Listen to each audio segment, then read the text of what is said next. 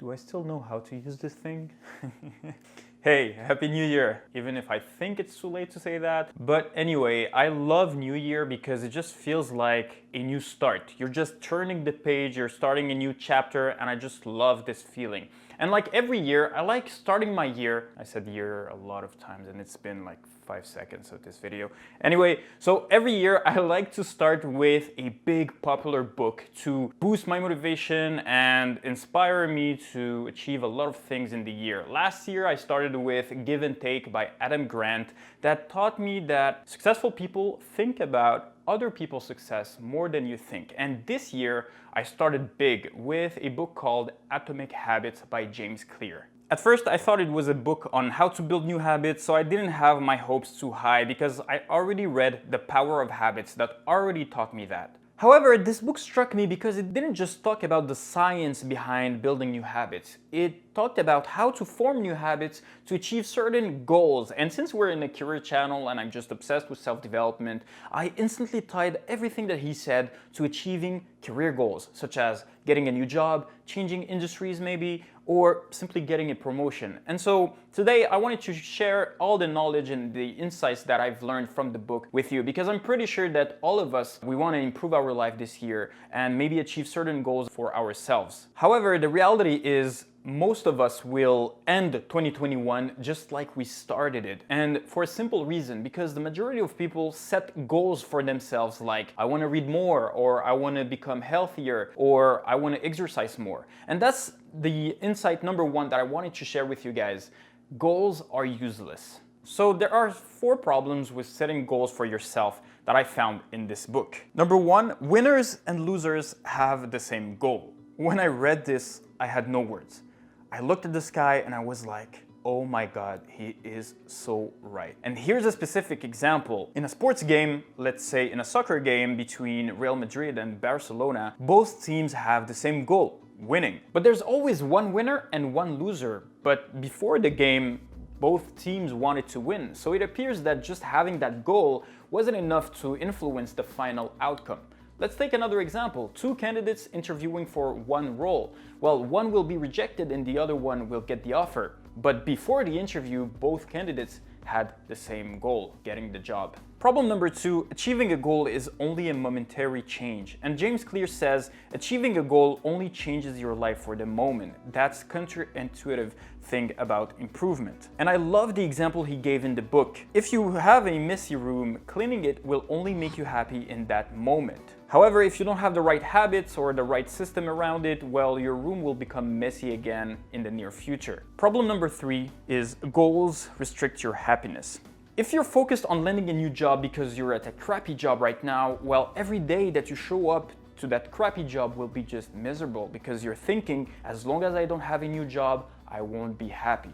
And that's a big problem for your mental health. Problem number 4 with setting goals is goals are at odds with long-term progress. And I know that internally, most of us, we set goals for ourselves, to improve ourselves, to become better versions of ourselves, right? But the problem is, if you focus on one specific goal, well, when you achieve it, you will have nothing left after achieving it. For example, you want to lose 15 pounds of weight. Well, if you're focused only on that goal, losing 15 pounds of weight, well, you can easily achieve it with a restrictive diet and workout. However, and that's what happens in most cases, you will regain those 15 pounds because you didn't change anything in your life. You were just focused on that goal itself. So if goals have so many problems, what should you do? What's the solution? Should you just forget about goals? Well, here's this simple solution. You simply have to focus on your habits and your system. So let's go back to the 4 problems that we just talked about with goals. Well, the difference between a winner and a loser is the systems they use to achieve their goals. If one candidate studied the company hard enough, prepared great interview questions, and networked with employees, well, he will have higher chances of landing the offer than the other person who didn't do any of these things. Number 2, if you focus on your system, well, achieving a goal won't be a momentary change in your life. So if you focus on implementing the right habits, Yes, you will clean your room and your room will stay clean for a long time because you have the right habits, the right systems to keep it clean. Number 3, if you focus on your system, well, your happiness no longer is tied to the goal itself. If you do your best at learning new skills, gaining experience and giving your all at work, even if you don't like it, you enjoy your present while keeping in mind that you're working towards a better future, aka getting a new job. And believe me, it'll be just easier for you to show up every day to that crappy job, just in the meantime that you get a new one. And number 4, if you focus on your system, you set yourself up for long-term success. You no longer want to lose 15 pounds of weight. You want to change your lifestyle to a healthier lifestyle. By focusing on that, yes, you will lose those 15 pounds of weight, but you will make sure that you will not regain them after achieving that small specific goal. This change in mindset made me realize that as long as I implement the right habits, the right systems in my life, goals won't matter that much. They will come as part of the process. And that doesn't mean that you don't have to set goals. Set goals for yourself, but just as a direction. Set goals for yourself to get to know or to understand what habits and what systems do you need in your life to achieve that goal. So, for example, if you want a new job this year or if you want to get a promotion, what habits and what systems do you need in your life to make that change? Well, that's the whole purpose of this video. I'll tell you 2 things you need to do. Number 1, discover the exact steps you need to achieve your goal. And number 2, you need to make these steps part of your routine to make sure you're progressing slowly but steadily towards that goal. So let's take an example from my life. I'll share something with you. This year, my goal at work is to get promoted. And so I started thinking, how can I be promoted this year? What are the actual steps I need to do at work so that my manager says, okay, so Maddie deserves a promotion? What I did was create a step diagram. So I'll share my screen right now, okay? And I encourage you to do the same because it's just huge. Check this out, okay?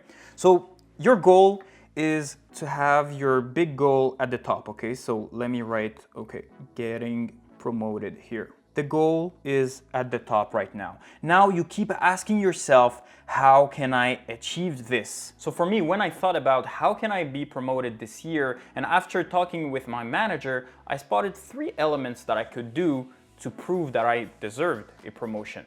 The first one was stay visible in my team. The second one was achieving company goals. And the third one was contributing to the company with my knowledge. Well, I have 3 elements that I know I have to work on this year to get promoted, but it's not enough. Let's ask a second time, how can I achieve this? How can I achieve company goals? How can I contribute to the company knowledge? Let's take the visible example, okay? How can I become more visible? Well, one area that I just thought about just because I asked this question was attend what we call initiative calls. Those calls at DXC Technology, we just talk about the internal initiatives that we can work on, right? So if I attend those calls, I'll get assigned interesting projects and I'll stay visible inside the company. If I ask myself, how can I achieve company goals? Well, one of the things was review the company goals with my manager. If I go back to attend initiative calls, well, how can I attend initiative calls and not forget because it's not mandatory? So one thing I can do is set calendar reminders. Here you go. You always have to ask, how can I achieve this? And after 5 or 6 times, you'll understand what steps you need to incorporate in your routine, in your weekly schedule or monthly schedule to achieve your goal. So after that, how can I achieve those goals after reviewing them with my manager? Maybe I need to measure them. How can I measure them? Maybe create a tracker. Maybe asking for client testimonial to prove that I've done my company goals. After asking yourself, how can I achieve this, maybe 4 or 5 times, you'll understand what steps do you need to do in your weekly schedule or in your routine to achieve those goals. And well, set calendar reminders, well, that's pretty straightforward. So I'll just highlight that because I know that's something I need to do like tomorrow, right? When I go to work. Another step was asking client testimonials, right? I just have to have a reminder to ask for client testimonials after every project I get assigned to. That was just an example, but if you want to see the final result, I've done it in my personal notebook and I'll show it to you just now. Here's the final table, and you see that everything in blue is actually a step that I can incorporate to my weekly schedule. So it's your turn now. If you want to get a new job, if you want to change industries or get a promotion, what steps do you need to do in your routine? What steps do you need to add to your routine to make sure that you're slowly progressing towards that goal? Because getting a new job, it won't happen overnight. It won't happen with luck, right? You will need to be intentional to achieve that goal. Maybe you will need to learn a new skill. Maybe you will need to make a new connection. Maybe you will need to tweak your resume. I don't know, but you have to think about it, and making that step diagram is one of the best way of doing it. Great. Now that you've done that step diagram, you actually know exactly what to add to your routine. What are the actual steps that, if you do consistently, will help you progress towards your goal. However, you know that's not enough, right? There's a lot of things that we know we should do, but we don't do it. For example, we know we should eat healthier, but those donuts look so good, right? We know that we should exercise more, but our beds are more comfortable. So what can you do in your daily life to help you actually do those steps that you just uncovered?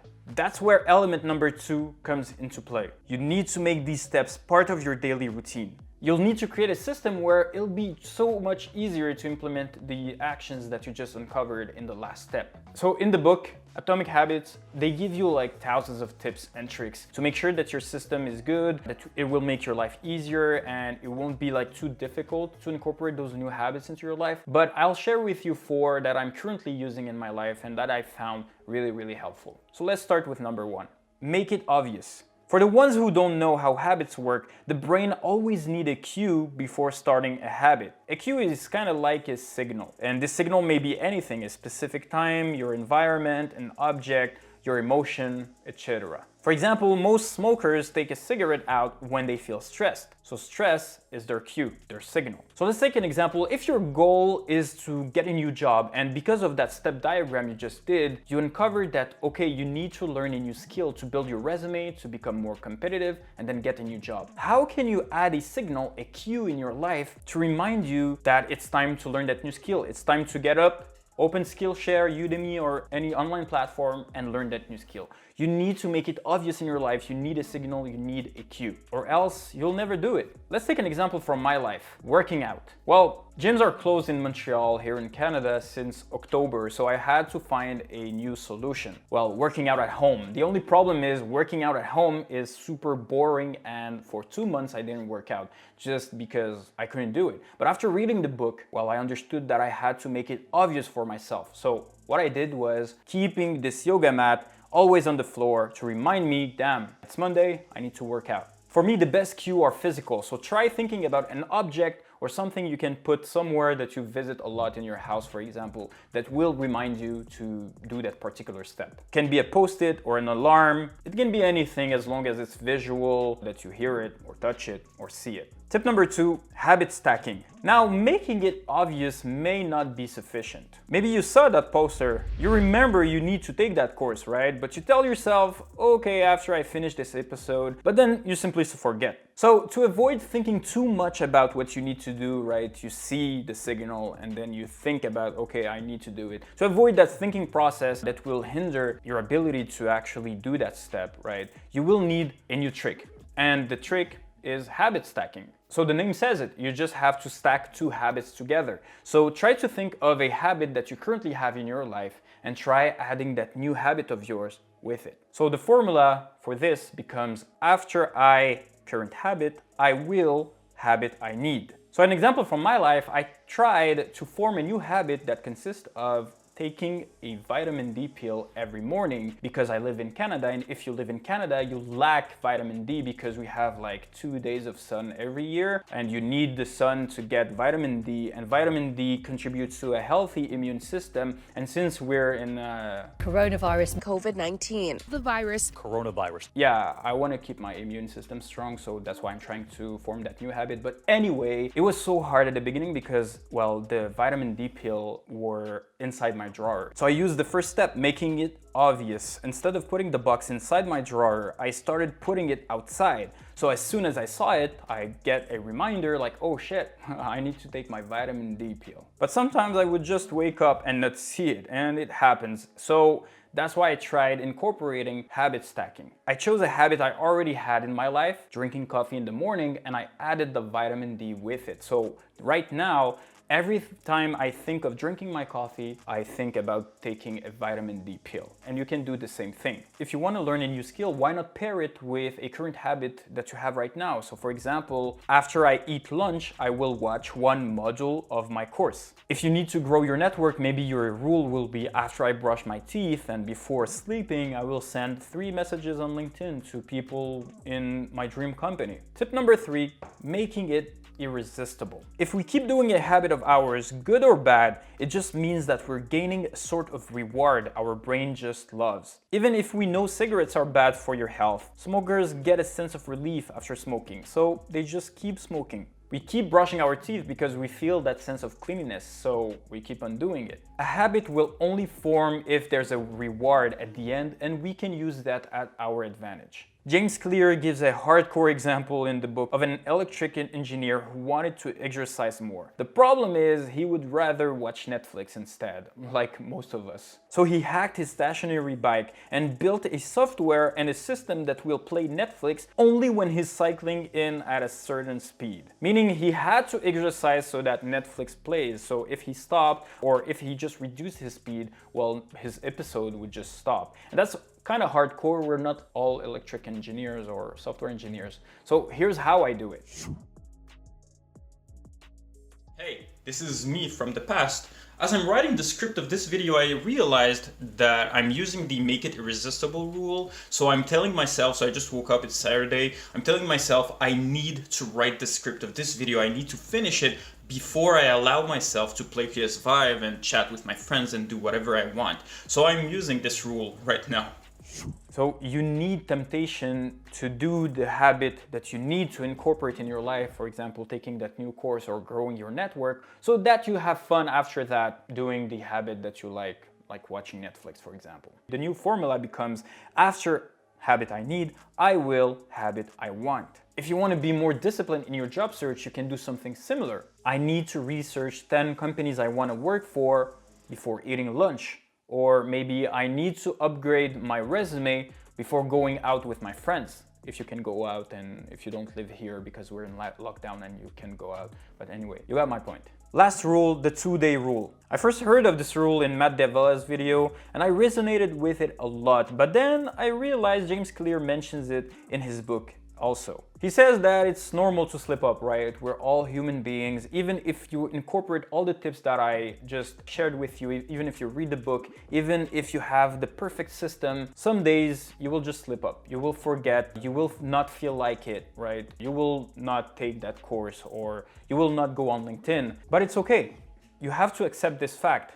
The only thing is you need to not slip up 2 days in a row, because to build a good habit, you will need to do it consistently, like every day, before it becomes automatic. But before that happens, you will need to be consistent, okay? If you break the cycle for 1 day, it doesn't matter for your brain. But if you break it 2 days, it starts stopping that cycle and it will take just more time for you to make that habit automatic. So the 2-day rule, you can slip up once, but not twice. So that was the last trick that I wanted to share with you today. So just to summarize, you will need to understand what steps you need to achieve your career goals this year, right? And after you have all the steps laid out in your notebook or somewhere, you will need to create a system of habits around them so that consistently every week, every day, you're working towards that goal. Maybe you will land that job, but maybe you will land it in October or November because you started today, because you started working on it